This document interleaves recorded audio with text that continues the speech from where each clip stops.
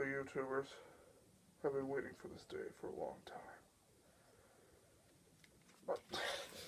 But I can't do the review like this.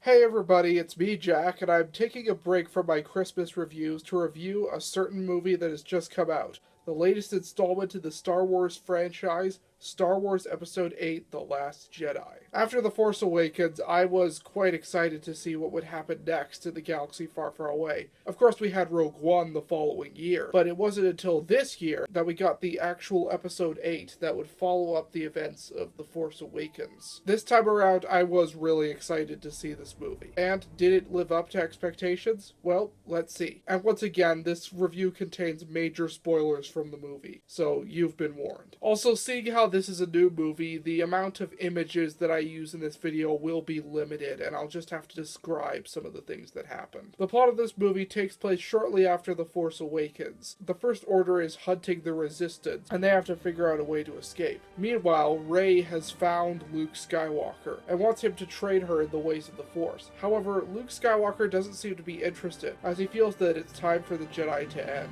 This is mainly due to several of the problems that he faced with Ben Solo, or Kylo Ren. So what do I think of this movie? Well, in short, it's really good. I like this movie better than The Force Awakens, as a matter of fact. Like that film, it does have its fair share of problems, though, but the good definitely outweighs the bad. Let's talk about the characters. Now, Daisy Ridley is back as Rey, and she is, again, terrific. Her character starts to learn more about the ways of the Force from Luke Skywalker, and she finally finds out the mystery about who her parents are, and I loved this. After all the fan theories, all the talk about who her parents are, is Luke Skywalker her dad? Is Ben Kenobi her dad? Is Han Solo her dad? In the end, who are her parents? A bunch of nobodies. Just a bunch of nobodies who just abandoned her when she was young. Now, the big returning character in this movie is Luke Skywalker. Luke Skywalker was barely in The Force Awakens. He was only in it for a couple seconds at the end and had no lines. But in this film, he plays a pivotal role as he is, well, the Last Jedi. Or is he? Mark Hamill himself has openly admitted that he disagreed with a good deal of the things that they did with his character in this film, which is very interesting. Because, yeah, if you look at Luke Skywalker in this film, he is really a very different character than he was in the past. But I think that in many ways that's a good thing. He's much more of a downer in this film. Kind of a grump. I love how The Force Awakens ends with Rey handing him his lightsaber, and you don't know what he's gonna do. And then this film answers that question. He takes the lightsaber, and then he throws it off a cliff. His character has been through a lot. He wanted to train a new generation of Jedi and keep the cycle going. But unfortunately, Ben Solo had darkness in him that Luke sensed. And we learn a little bit more about the origin story of Kylo Ren. Luke Skywalker, instead of talking to him and trying to convert him back to the good side, instead tried to kill him. This pushed Ben over the edge even more, to the point where he killed half of Luke's students, and the rest of them joined him and became the Knights of Ren. Luke Skywalker brings up a good point that the Jedi have really spawned the biggest evil in the galaxy, the Sith. The Sith could never have been had it not been for the Jedi. And the Force itself has been used by the Sith in evil and villainous ways. Poe Dameron was a character that I felt was kind of wasted in Force Awakens. He didn't really have much to do or that much of a character. Thankfully, he does in this film. We learn a little bit more about his character, that he is rather rebellious, disobeying orders and doing dangerous things. There's somewhat of a rivalry going on between him and this other rebellion general played by Laura Dern. It was nice to see more of his character. We also have Princess Leia. Now, unfortunately, Carrie Fisher passed away shortly after this film's production wrapped, and I was wondering how they were going to handle this, if they were going to kill her off in any way. Now, there's a scene in the film where Kylo Ren is in his TIE fighter, and he's thinking about blowing up the ship that she's on, and in the end, he can't. It's really quite a nail-biting moment. However, then a bunch of other TIE fighters blow up the ship, and Leia is sucked out into space. And it's one of those moments where you're just thinking, oh man, is this it? Is this her death? But then, no. She manages to use the Force to float herself back down into the ship. And it's interesting because we've never really seen her use the Force that much before, outside of telepathically connecting with Luke a couple of times. Her character is still alive at the end of this film, and I'm still wondering what they're going to do with her character in the next film. Are they just going to say, oh yeah, Princess Leia died? Probably not. I don't know how they're going to get rid of her, but I hope they do something creative with it. Kylo Ren is back in this film, and he is as awesome as ever. We learn even more about his character and his backstory with Luke. And we go even more into his struggle, his attempts to go back to the light side, and his character wants to join forces with Rey. They go down a very interesting path with his character. In the end, he betrays and kills his master, Supreme Leader Snoke, which I'll talk about later. Then he turns to Rey and tells her to join forces with him, to let the Jedi, the Sith, the Rebellion, the First Order, all of that die, and rebuild a new world with him. This is a really interesting idea, as if his character is thinking that this world has pretty much already doomed itself. There's no point in prolonging the inevitable. Just let fate take its course and then restart. Rey, of course, is against this, and in the end, Kylo Ren becomes an even worse person than he ever was before, and the new leader of the First Order. The character of Finn is probably one of the weaker aspects of this movie. He doesn't have much of an arc like he did in Force Awakens. He's just sort of there. There's this whole subplot of him teaming up with this Chinese gal, and somewhat of a romance blooming between them, at least on her side, and them trying to figure out a way to help the rebellion escape from the First Order. A lot of people complain about the whole sequence where they go onto that planet that has like a casino, and how out of place it is, and yeah, I can see why, but at the same time I do respect the filmmakers for trying something different. Now, this movie, like The Force Awakens, has a lot of repeating. I mean, just listen to this. We have our main character go to another planet to train under a wise Jedi Master. Meanwhile, the Rebellion, or in this case the Resistance, is trying to escape from the bad guys. The big one for me, though, is the throne room scene. Oh my god, this scene drove me insane in how similar it is to the scene in Return of the Jedi. Our main character goes to the secondary villain with the intent of turning them to the good side. The secondary villain then brings them before their master. The master then removes our hero's handcuffs. Seriously, in both films they do that. Then takes their lightsaber and keeps it by their side. Master then proceeds to torture our main hero until eventually the apprentice character decides to turn on their master and kill them. Dear Lord, this is so similar to the scene in Return of the Jedi. It's ridiculous. They really just couldn't have done something a bit different. I mean, yeah, the room looks different, and the way the master dies is different, but other than that, this is pretty much a carbon copy of the throne room scene from Return of the Jedi.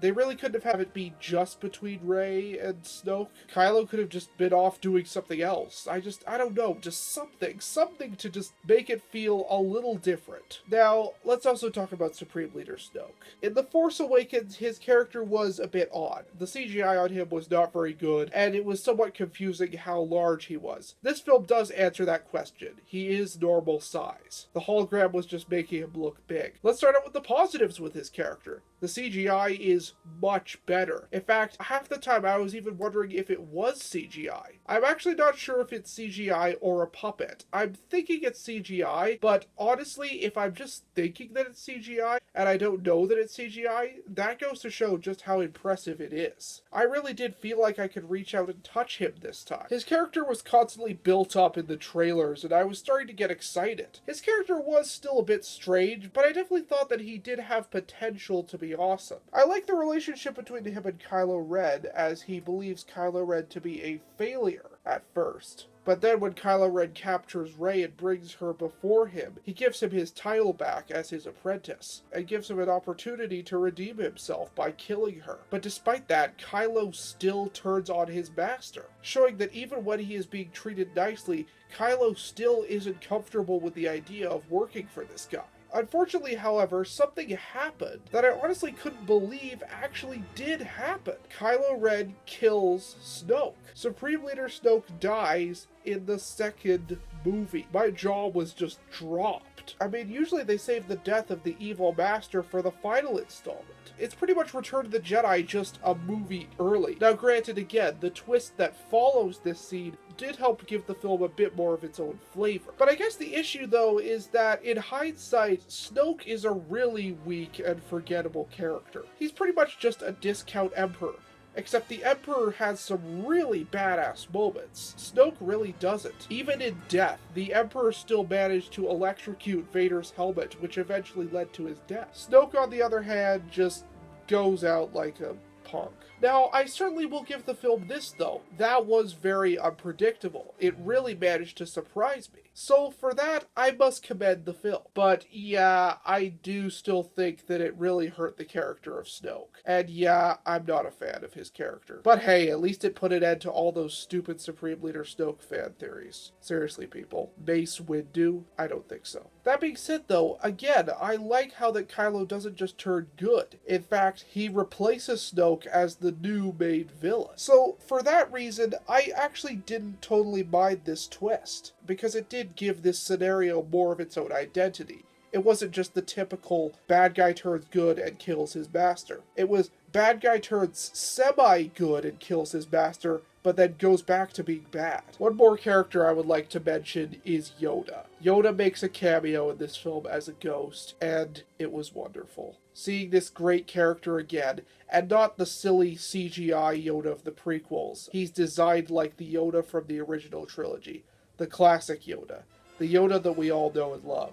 It's like being reunited with an old schoolmate who you never saw for years since you graduated. As I've said before, this film does still repeat a lot of things from the other films, but there are definitely still some things that it does differently. For example, the film goes even deeper into the nature of the Force, the balance between the dark side and the light. There's a wonderful moment where Rey closes her eyes and Luke asks her what she sees, and we get a nice series of these little shots of different parts of the island. This movie shows that the Force is not something that is black or white. It's something that's gray. It can be used for both good and bad.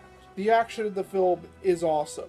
The space battles are really cool, and interestingly, there isn't really a lightsaber duel in this film. Don't get me wrong, there's still a really cool scene after Supreme Leader Snoke dies where Rey and Kylo team up against his guards. There's also a moment near the end where a mental projection of Luke confronts Kylo, and it's set up like they're gonna have a fight, but really it's just him stalling so the rebels can escape. This did annoy me at first, but the more I think about it, it does work in the context of the story.